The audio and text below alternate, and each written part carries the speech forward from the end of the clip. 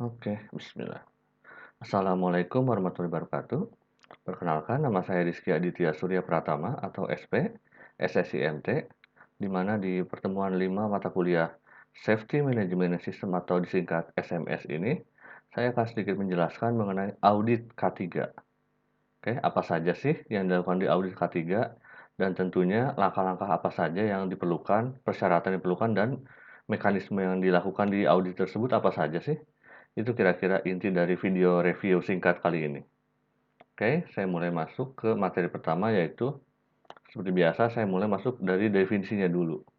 Jadi apa itu audit? Audit atau pemeriksaan dalam arti luas itu bermakna evaluasi terhadap suatu organisasi, sistem, proses, atau produk. Audit dilaksanakan oleh pihak yang kompeten, objektif, dan tidak memihak yang disebut auditor. Nah, dari situ kita bisa masuk ke audit K3. Audit K3 adalah pengujian kritis secara sistematis terhadap penerapan manajemen K3 di seluruh kegiatan perusahaan dengan tujuan untuk meminimalisasi kerugian ya. Ini meminimalisasi.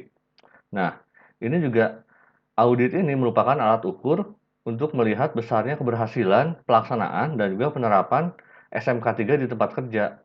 Pemeriksaannya secara sistematik, lalu dilakukan secara independen, dan dilakukan oleh badan audit independen minimal 1 kali per 3 tahun. Kira-kira seperti itu definisi audit K3 ini. Oke, saya lanjut ya.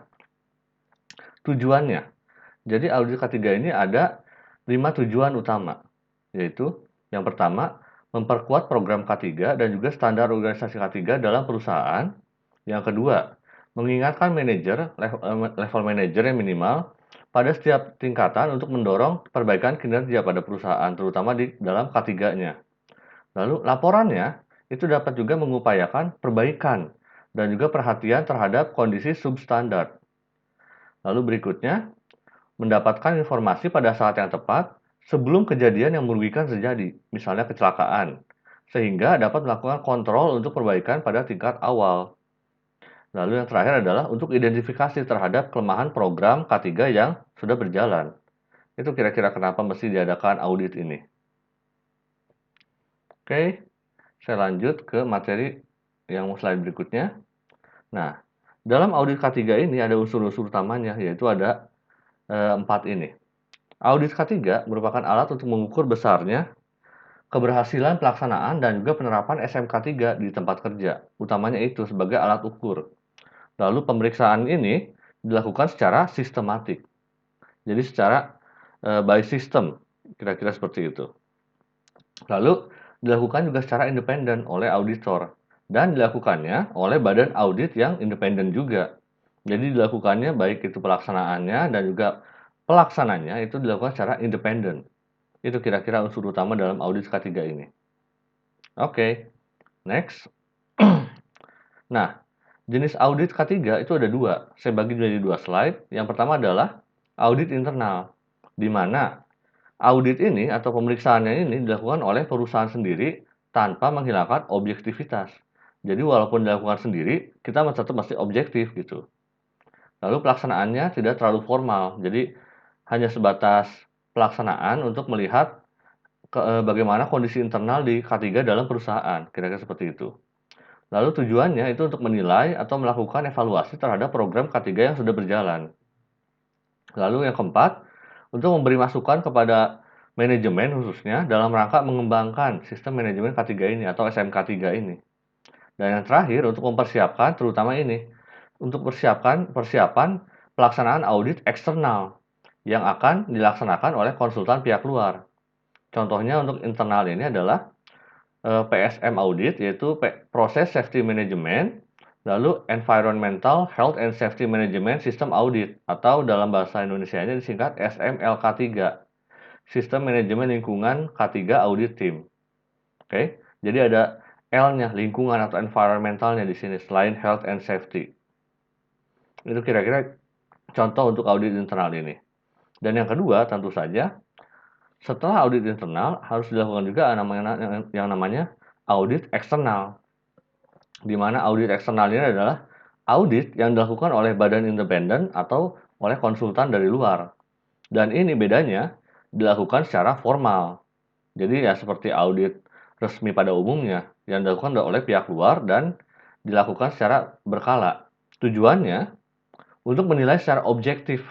Jadi karena ini pihak ketiga, tentunya lebih objektif dibandingkan penilaian oleh diri sendiri atau dari perusahaan sendiri terhadap sistem manajemen K3 atau SMK3.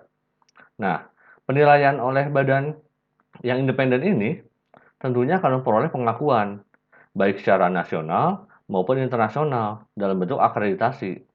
Contohnya untuk eksternal ini, audit SMK3 dari Depnaker atau yang utamanya audit OHSAS 18001. Ini untuk standar SMK3 di Indonesia ya, OHSAS 18001 ini. Oke, jadi itulah dua jenis audit, ada audit internal yang dilakukan oleh perusahaan sendiri dan audit eksternal yang dilakukan oleh badan independen atau konsultan dari luar. Oke, next. Nah, mekanismenya seperti ini untuk audit K3 ini. Jadi, SMK3 ini dibuktikan dengan audit, yaitu internal dan eksternal. Internal dilakukan oleh pengusaha atau pengurus di perusahaan masing-masing, eksternal itu dilakukan secara 3 tahun sekali dan diawasi oleh instansi ketenagakerjaan pada Pemprov atau Pemkab atau Pemkot. Nah, ini dilakukan oleh badan audit atau auditor, di mana wajibnya untuk perusahaan yang pekerjanya itu atau buruhnya itu lebih dari 100 orang atau kurang dari 100 orang, tapi tingkat risiko bahayanya sangat tinggi. Dua inilah kira-kira tipe perusahaan yang wajib diaudit secara eksternal untuk K3-nya. Untuk memastikan bahwa memang perusahaan tersebut dapat berjalan dengan program K3 yang sesuai dan juga dapat dilaksanakan dengan baik gitu, kira-kira seperti itu. Oke, cukup jelas ya untuk mekanisme audit K3 ini. Saya lanjut ke slide berikutnya. Nah ini, pelaksanaan audit K3 ini ada 12 elemen yang utama. Jadi apa saja sih yang harus dilaksanakan dalam audit ini? Ada 12 poin penting. Yang pertama, pembangunan dan pemeliharaan komitmen dari perusahaan. Yang kedua, ada strategi untuk pendokumentasiannya. Yang ketiga, ada tinjauan ulang untuk perancangan dan juga kontraknya. Yang keempat, ada pengendalian dokumen. Jadi bukan hanya dokumentasi, tapi ada juga pengendalian dokumennya supaya dapat terkontrol dokumennya. Lalu pembelian. Lalu yang berikutnya, keamanan bekerja berdasarkan SMK3. Yang ketujuh, standar pemantauannya seperti apa. Yang kedelapan, pelaporan dan juga perbaikan kekurangannya itu di mana saja. Yang kesembilan, pengelolaan material dan juga perpindahannya. Yang kesepuluh, pengumpulan dan penggunaan data-data yang sudah terkumpul. Yang kesebelas, tentunya auditnya. Audit SMK3 sendiri itu adalah masuk ke dalam elemen pelaksanaan. Dan yang terakhir, ke-12 ada pengembangan keterampilan dan juga kemampuan terutama dalam K3 ini. Oke, itulah kira-kira 12 elemen pelaksanaan audit K3 yang penting dan harus diingat dalam pelaksanaannya.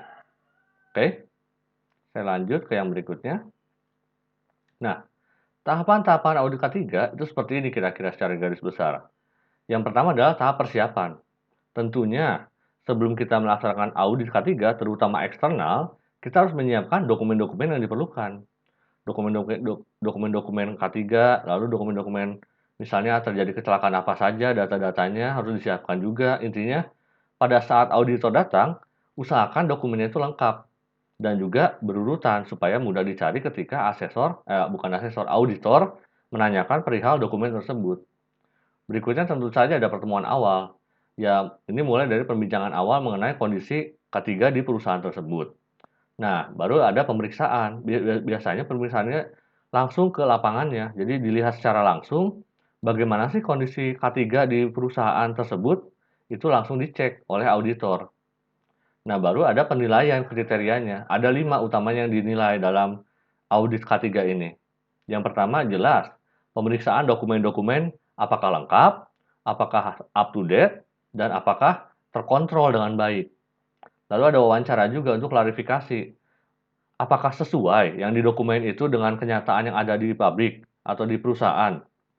Itu bakal di cross check oleh auditor, sesuai atau tidaknya. Lalu ada pengamatan aktivitas perusahaan.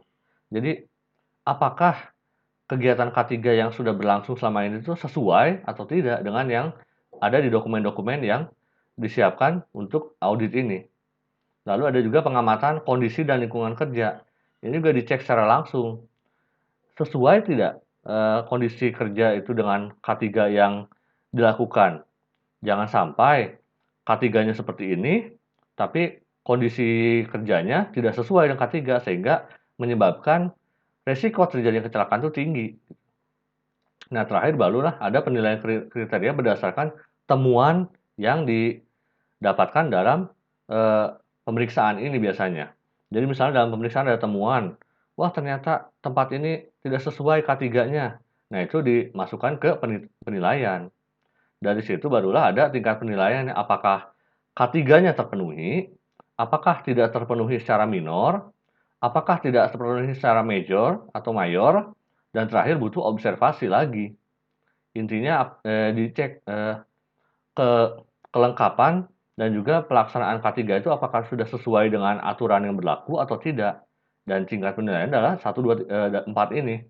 Mulai yang paling bagus terpenuhi seluruhnya, lalu ada yang tidak terpenuhi secara minor, misalnya ada beberapa yang belum sesuai, ada yang tidak terpenuhi secara mayor, jadi banyak temuan misalnya seperti itu, dan yang butuh observasi lebih lanjut. Ini biasanya butuh audit, reaudit atau audit ulang gitu, untuk melihat lagi atau mengecek lagi apakah K3 di perusahaan tersebut sudah sesuai atau tidak gitu dengan aturan yang berlaku.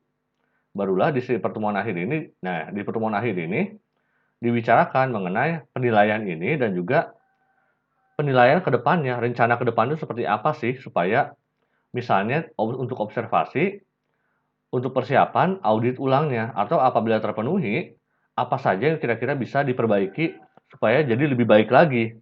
Jadi walaupun dapat nilai terpenuhi, bukan berarti selesai sampai di situ. Tapi intinya adalah kaizen atau continuous improvement. Kita masih melihatnya, auditor masih akan mencari celah-celah apa yang bisa ditingkatkan dari audit tersebut gitu. Itu kira-kira tahapan-tahapan untuk audit K3 ini, mulai dari tahap persiapan sampai pertemuan akhir dan sampai nanti dari pertemuan akhir itu ada evaluasi dan juga tinjauan untuk persiapan audit yang berikutnya per 3 tahun. Kira-kira seperti itu untuk audit K3 ini tahapan-tahapannya. Itu saja mungkin dalam video singkat ini. Terima kasih banyak. Jangan lupa klik like, komen, dan juga subscribe channel saya ini ya. Wassalamualaikum warahmatullahi wabarakatuh.